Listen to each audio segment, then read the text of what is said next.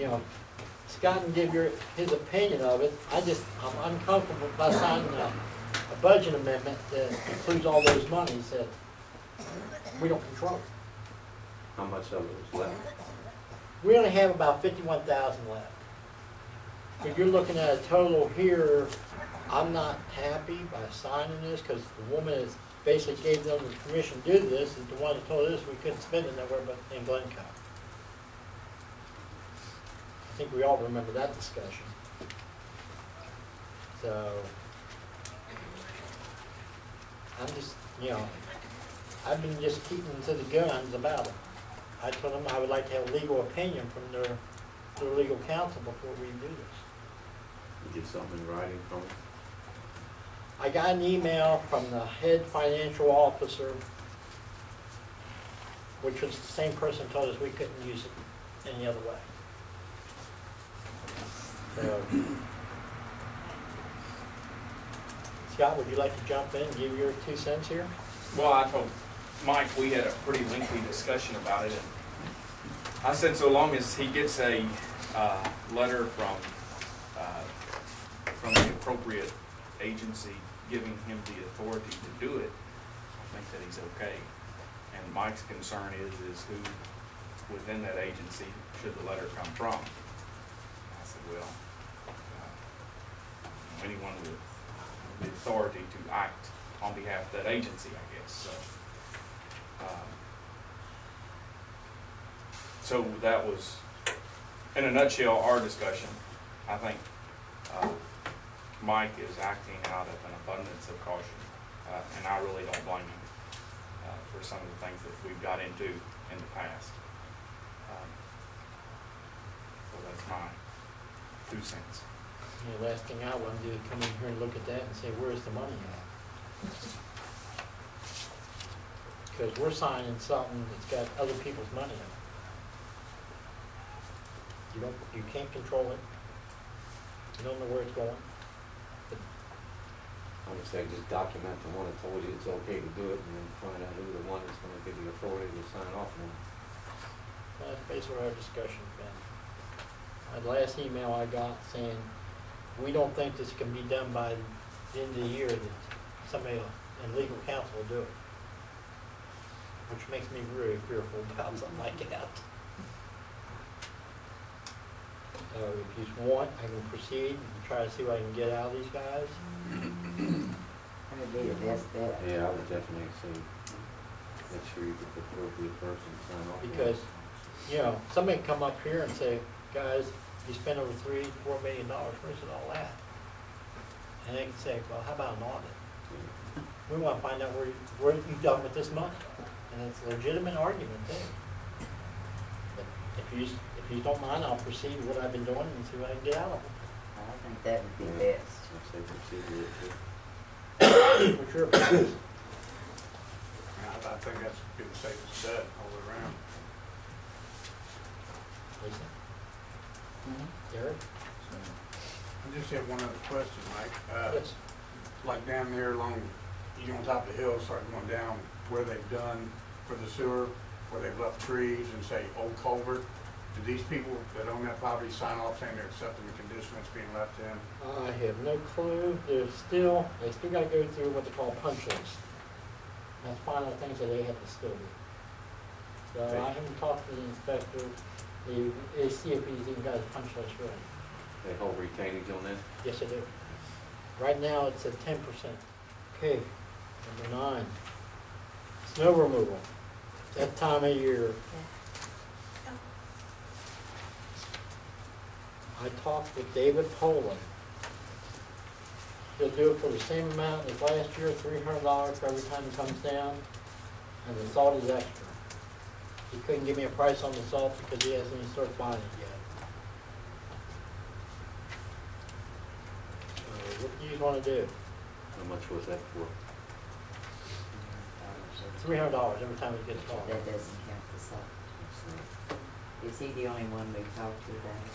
I just, you know, we've used him for the last 5 years, Yeah, give or take. every bit of it. It's either that or you can bid it out. It's up to you how you want to do it. Maybe it won't snow. Yeah. You wanna take that chance? You say $300. Here, Same price, right, on street? Please? Same price. Yeah. It hasn't changed. Actually, he's been this way for the last 5 years. say go for it. Okay. Well, somebody wanna make a motion to hire him for $300? He's local. Yeah. You know he's gonna be here. I'll make a motion. Have a motion on the floor. Do I have a second? All in favor, say aye. Aye.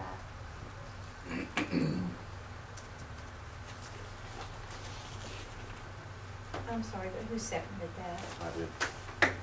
Okay, you should have in your stuff a vacant residential properties ordinance. That was sent to me by Kentucky League of Cities. That is I think we all know that we have that problem everywhere. It's hard for us to go after anybody, you know, to get them cleaned up or whatever. So what I've done is I brought this to you. This is not for consideration tonight. I want you to study it. Maybe bring it up next year. I think it's something worthwhile for you to look at. You know, I know we had a problem with one here in town. We finally found out who the mortgage company was and we were able to go after them. So this gives the city a little bit more power to deal with it, where they had to register the property and we know who we had to find. Because I think there's one property now that we're trying to deal with on, yeah, trying to find the bank that owns down Grace and Dalton. Hardy property. Yeah. So that's all I can tell you about that. This gives the city a little bit more power to go after. Because they'll have to register it once it becomes vacant. Correct. So like I said, this is not an action item. I'm gonna just take this, study it for a while. You can deal with it however you want.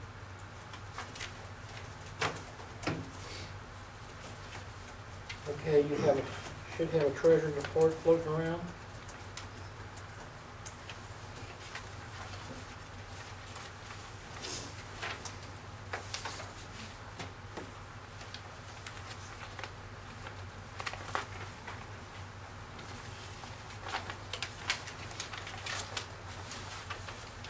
Is there any questions about it?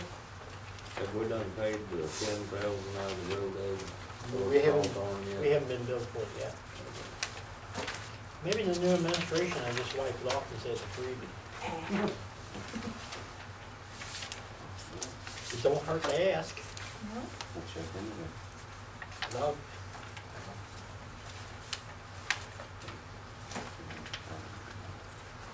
That was the case, I probably got water out of the one unfinished construction.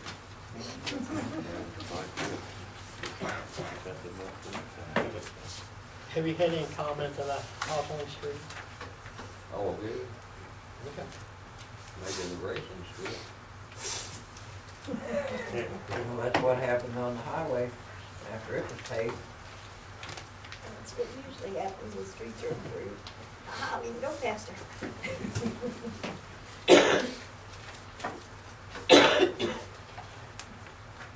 Any questions?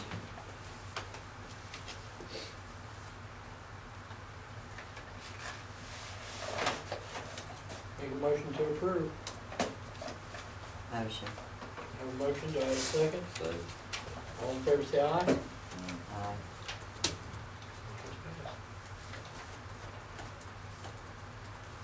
Here Okay. again, I gotta ask who seconded, because I was busy typing. Mark. Okay. Okay, your next item, that was Hargis. Want me to ask the council about turkey shoot. We have an ordinance that says you cannot shoot firearms in the city limits. He's wanting the city's permission to have the turkey shoot.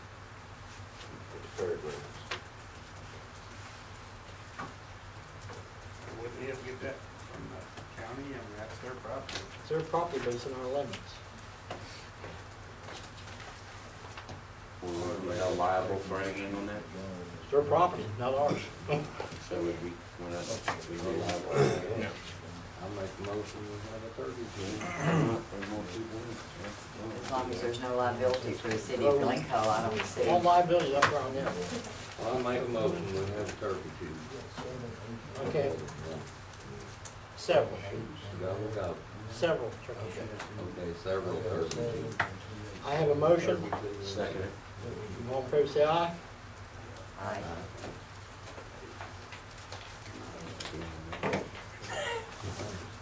You gonna love a good turkey.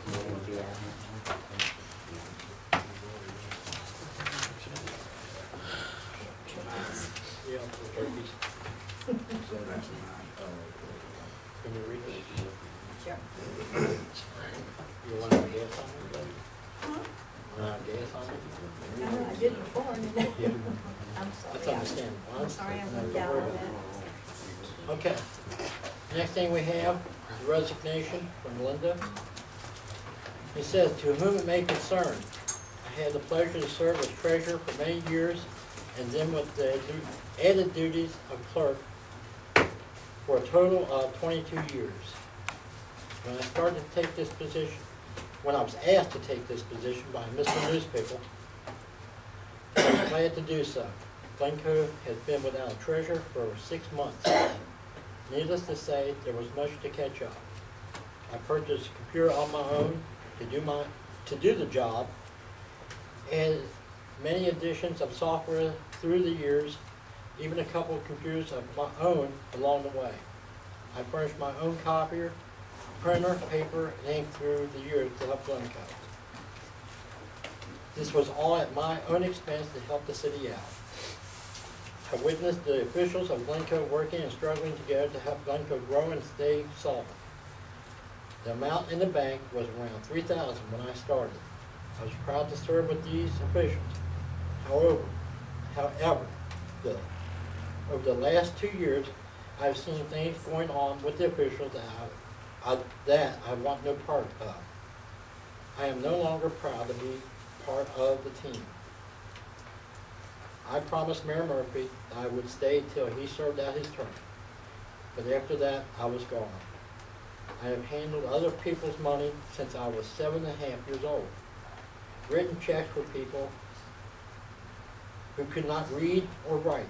Worked in my dad's store, served as a treasurer for school clubs, churches, and cities, as well as businesses. I have never taken or been accused of taking 1 penny until the last 2 years. Now you have your audits to prove my honesty. Mayor Murphy is leaving office. I am tendering my resignation as of 12/31/2010. I will have the records at the city building on 12/31/10, and they will be up to date. I hope by giving my resignation early, this will give you ample time to replace me. It is my hope that you will put together once again. I hope that you will pull together once again and make Glencoe's struggle for sewer and growth worthwhile. Best wishes, and to those of you who had faith in me, I say goodbye, and I will miss you. Most of the years were pleasant to work with officials and serve the people of Glencoe. Sorry to see you leave. We're both going out at the same time. Yep. Questions? Anybody make no motion to accept this resignation? Do I have a motion? Motion. Do I have a second? All in favor say aye. Aye. Motion passed.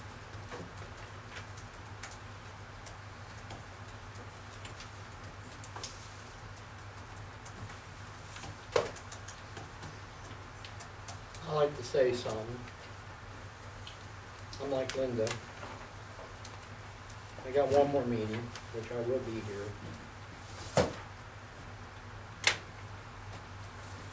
You know, I think the auditor proved that I wasn't a thief, as I was accused of being. Excuse me. Stop. No. Stop. I'm not gonna hear it. Well, when you're done, I'll ask for the form. Go ahead. You know, Yeah, it's just been a wonderful 2 years. You know,